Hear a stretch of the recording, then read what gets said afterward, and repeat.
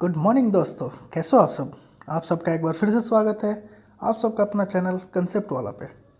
आज का ये वीडियो मैं लेके आया हूँ इम्पोर्टेंट 25 MCQs फॉर CBSE 2021 और ये है first chapter chemical reaction and equation से। ये वीडियो हम लोग इसलिए बना रहे हैं क्योंकि आप लोग सबको पता होगा कि CBSE ने भी MCQ क्वेश्चंस को इंक्लूड कर लिया अपने सिलेबस में और एग्ज़ाम पैटर्न में, जो कि 20% वेटेज रख रहा है फुल मार्क्स का।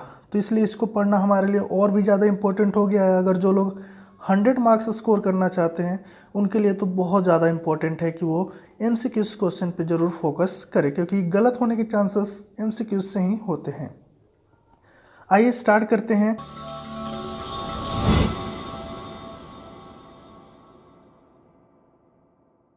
Chapter chemical reaction and equation से क्लियर है। चलिए, तो फर्स्ट क्वेश्चन है हमारा, formula of ammonium phosphate is. तो अमोनियम फॉस्फेट का फॉर्मूला क्या होगा, क्लियर है। तो अमोनियम फॉस्फेट, तो अमोनियम का सिंबल क्या होता है NH4 और फॉस्फेट का क्या होता है PO4। अमोनियम का वैलेंसी होता है 1, फॉस्फेट का वैलेंसी होता है 3। क्रॉस मल्टीप्लाई करोगे तो NH4 को मिला 3, PO4 को मिला 1, NH4 को 3 और PO4 को 1, यानी ऑप्शन सी हमारा जो होगा वो सही होगा।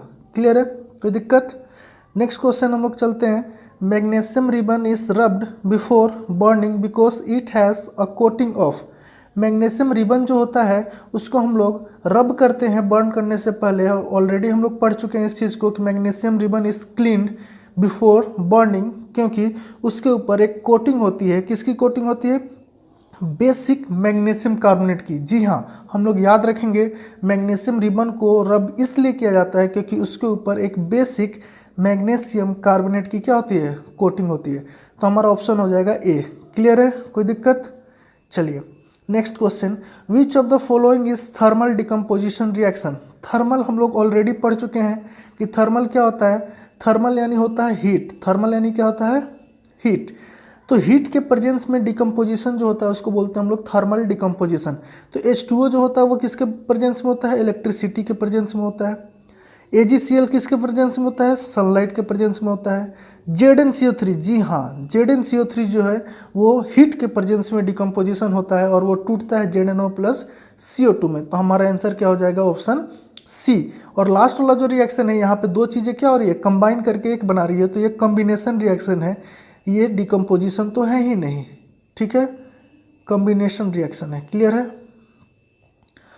चलिए next, which of the following are exothermic process. Exo यानी क्या होता है, एग्जिट। एग्जिट यानी बाहर। बाहर यानी कि हीट बाहर क्या होना चाहिए, रिलीज होना चाहिए, यानी रिएक्शन कंप्लीट होने के बाद हीट रिलीज करे। तो हमें पता है वाटर प्लस क्विकलाइम का जो रिएक्शन होता था ये बहुत ही एक्सोथर्मिक होता था। जब चूने को पानी में डालते हैं तो वहाँ पे large amount of heat energy release होता है। तो चलो ये ऑप्शन भी हमारा सही है।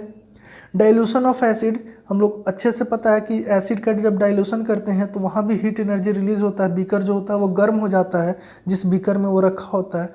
इवापोरेशन ऑफ वाटर, वाटर को इवापोरेट करने के लिए हमें हीट देना होता है। तो ये ऑप्शन सही था, ये ऑप्शन गलत हो जाएगा। सब्लिमेशन, यहाँ भी हमें हीट देना है, तो ये भी हमारा ऑप्शन गलत हो जाएगा। तो 1 और 2 ऑप्शन हमारा क्या सही है, यानी कि ऑप्शन ए जो है वो हमारा सही है। चलिए नेक्स्ट क्वेश्चन है, oxidation is a process which involves. तो अच्छे से पता है, ऑलरेडी हम लोग पढ़ चुके हैं वीडियो लेक्चर्स में, आप लोग देख सकते हो ऑक्सीडेशन क्या होता है। तो ऑक्सीडेशन हम लोग पढ़े थे क्या, addition of oxygen is called oxidation, या रिमूवल ऑफ हाइड्रोजन को भी हम लोग क्या बोलते हैं, ऑक्सीडेशन। तो हम लोग को दोनों ऑप्शन यहाँ पे क्या है, सही है। कोई दिक्कत। ऑक्सीडेशन में एडिशन ऑफ ऑक्सीजन होता है और रिमूवल ऑफ हाइड्रोजन भी होता है। ठीक है। Next, the process of reduction involves, तो जस्ट उल्टा हो जाएगा उसका। ऑक्सीडेशन में एडिशन ऑफ ऑक्सीजन होता था तो यहाँ रिमूवल ऑफ ऑक्सीजन हो जाएगा। वहाँ रिमूवल ऑफ हाइड्रोजन होता था, यहाँ एडिशन ऑफ हाइड्रोजन हो जाएगा। यानी बी और सी दोनों ऑप्शन हमारे क्या हो जाएंगे, सही हो जाएंगे। चलिए नेक्स्ट क्वेश्चन, 7 नंबर क्वेश्चन देखिए, बहुत इंपॉर्टेंट है। ये दिखने में बड़ा है लेकिन बहुत ही आसान है। सारा आंसर इसके लैंग्वेज में ही है और ऐसा ही क्वेश्चन CBSE दे रहा है, तो इस क्वेश्चन को हम लोग देख के छोड़ेंगे नहीं। ये बहुत ही आसान है, तो इसको एक बार जरूर पढ़ेंगे। हम लोग पढ़ते हैं। 3 beakers labelled A, B and C each containing 25 ml of water were taken. A small amount of NaOH anhydrous CuSO4 and NaCl were added to the beaker A, B and C respectively। मतलब A में NaOH को डाला गया, B में CuSO4 को डाला गया और C में NaCl को डाला गया। क्लियर है। It was observed that there was an increase in temperature of the solution containing in beaker A and B। देखिए ये ऑलरेडी बता दिया हमारा कि जो बीकर ए और बी है उसमें इंक्रीज इन टेम्परेचर है, यानी कि एक्सोथर्मिक हीट रिलीज हो रहा होगा ना वहाँ पे, यानी ए और बी कैसा प्रोसेस है, exothermic. Whereas in case of C temperature of the solution falls, temperature घट रहा है यानी हीट उसका कौन यूज हो रहा है, यूज यानी एंडो। तो ऑप्शन जो बीकर सी है उसमें क्या हो रहा होगा, एंडोथर्मिक। तो in beaker A and B exothermic, जी हाँ सही बात है।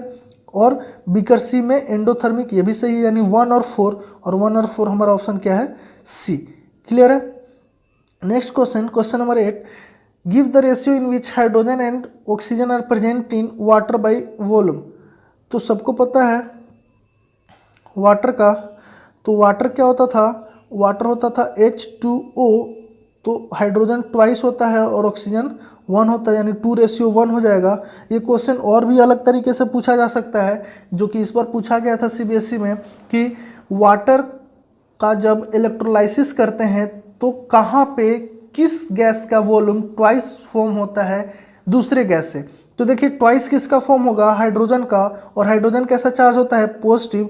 तो पॉजिटिव कहाँ पे जाएगा, नेगेटिव पे, और नेगेटिव टर्मिनल को हम लोग किस नाम से जानते हैं, कैथोड के नाम से। यानी कैथोड पे किसका फॉर्मेशन हो रहा होगा, H2 का, और उसका वॉल्यूम क्या होगा, ट्वाइस, यानी 2:1। क्लियर है। Next, when Ag is expose to air it gets black coating off. जी हाँ, चलिए ये भी चीज़ हम लोग ऑलरेडी वीडियो में पढ़ चुके हैं हम लोग, कि Ag को जब एयर में, एटमॉस्फेयर में छोड़ते हैं तो वो सल्फर के साथ, किसके साथ, सल्फर के साथ रिएक्ट करके Ag2S बना लेता है, और इसका कलर जो होता है वो क्या होता था, ब्लैक कोटिंग होता था। क्लियर है। तो याद रहेगा ब्लैक कोटिंग किसका होता है, Ag2S, यानी ऑप्शन बी हमारा क्या हो जाएगा, सही हो जाएगा। क्लियर है। चलिए next question, MnO2 + 4HCl gives out MnCl2 + 2H2O + Cl2। इसी इक्वेशन को लेकर के मैं पूरे वीडियो में रिडॉक्स रिएक्शन को समझा रखा हूँ, वहाँ जाके आप लोग जरूर देख सकते हैं उस चीज़ को। मैं लिंक डिस्क्रिप्शन बॉक्स में डाल दूंगा, पूरे प्लेलिस्ट बन रखा है इस चैप्टर का, वहाँ से आप लोग जरूर पढ़ लीजिएगा, और बहुत आसानी से ये सारे क्वेश्चंस आप कर पाइएगा अगर वो सारा वीडियो आप लोग देख लीजिएगा।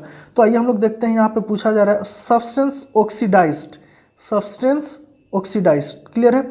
तो ऑक्सीडाइज्ड कौन हो रहा है, तो देखिए ऑक्सीडाइज्ड कौन हो रहा है यहाँ पे, तो ऑक्सीडाइज जिसका ऑक्सीडेशन होगा वही ऑक्सीडाइज होगा। तो ऑक्सीडेशन एडिशन ऑफ क्या, ऑक्सीजन, या रिमूवल ऑफ हाइड्रोजन। तो HCl में देखिए यहाँ से HCl में यहाँ H2O बन रहा है तो ऑक्सीजन का एडिशन हो रहा है, तो ऑक्सीडेशन है। और HCl में जो Cl2 बन रहा है यहाँ हाइड्रोजन का रिमूवल है, ये भी ऑक्सीडेशन है, यानी ऑक्सीडाइज्ड कौन हो रहा है, HCl। क्लियर है। तो हमारा आंसर हो जाएगा HCl। बहुत आसान है। क्लियर है। चलिए next question, substance 6 is used in white washing and is obtained by heating limestone in absence of air. Limestone को हीट करने पे, तो देखिए लाइमस्टोन क्या होता है, CaCO3, इसको हमें हीट करना है तो ये क्या बनाता था, CaO + CO2। तो ये जो CaO बन रहा है इसी को हम लोग क्या बोलेंगे, सब्सटेंस X, और इसी का यूज करते हैं वाइट वॉशिंग में। जब ये वाटर के साथ रिएक्ट करता है तो ये बना लेता है CaOH का होल ट्वाइस। क्लियर है। कोई दिक्कत, प्लस H2O और प्लस हीट, COH का plus heat, not H2O। Clear है, इसलिए एक्सोथर्मिक में भी ये आ जाता है। कोई दिक्कत। चलिए question number 12, which of the following is an endothermic. जी हाँ, अब एंडोथर्मिक पूछ लिया, एंडो यानी हीट हमें क्या करना है, देना है। तो अभी जस्ट हम लोग बात किए थे सब्लिमेशन में हमें हीट क्या करना पड़ता है, देना पड़ता है। तो ये हमारा क्या हो जाएगा, एंडोथर्मिक रिएक्शन। क्लियर है। एंडोथर्मिक में हीट हमें देना है, एक्सोथर्मिक में हीट हमें क्या करना है, निकालना है, यानी प्रोडक्ट में मिलेगा। Question number 13, in the double displacement reaction between aqueous potassium iodide, potassium iodide यानी कि हमारा क्या हो जाएगा,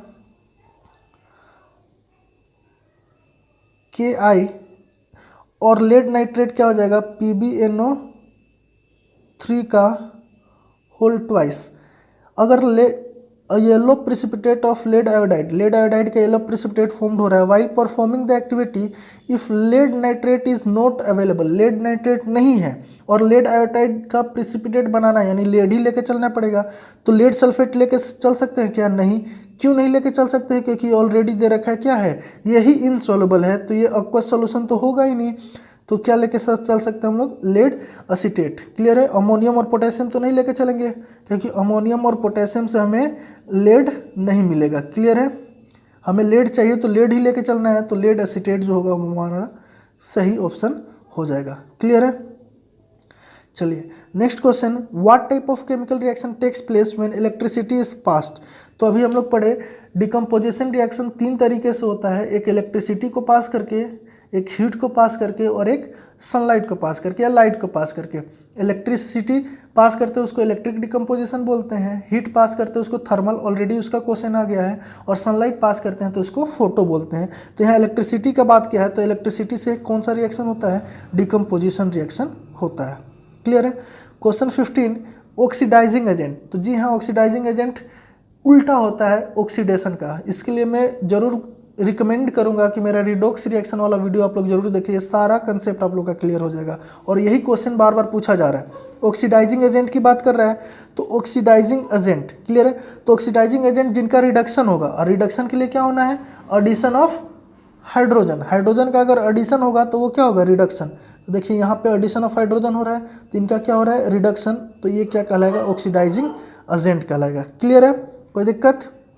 चलिए next question, a substance added to food containing fats and oils is called.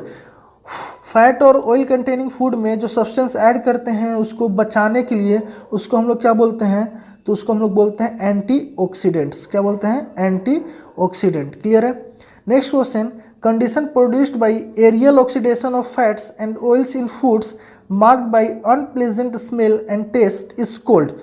तो चलो, खाने में फैट्स और ऑयल से और अनप्लेजेंट स्मेल आता है, ऑलरेडी ये डेफिनेशन पढ़ रखे हैं, उसको हम लोग क्या बोलते हैं? रेंसिडिटी। ये तो बहुत आसान है। क्लियर है? नेक्स्ट है, name the product formed when iron filings are heated with dilute hydrochloric acid. Dilute hydrochloric acid से आयरन फिलिंग को हीट करेंगे तो क्या मिलेगा? Iron plus HCl। तो ये रिएक्ट करता था तो क्या बनाता था? FeCl3 plus H2। तो हाइड्रोजन गैस, तो चलिए दोनों ऑप्शन पे जाएंगे। FeCl3 यानी Fe कौन सा ले रहा है? 3 वाला, तो ऑप्शन डी हमारा क्या हो जाएगा? सही हो जाएगा। चलिए नेक्स्ट क्वेश्चन है, Pb plus CuCl2 gives out PbCl2 plus Cu, the above reaction is an example of. तो साफ साफ दिख रहा है हम लोग को कि Pb जो है वो क्या कर रहा है? Cu को यहाँ से डिस्प्लेस करके अकेला छोड़ दे रहा है, यानी डिस्प्लेसमेंट रिएक्शन। तो ऑप्शन डी जो है हमारा सही हो जाएगा, ये डिस्प्लेसमेंट रिएक्शन है। What is absorbed when a solution of potassium iodide is added to silver nitrate?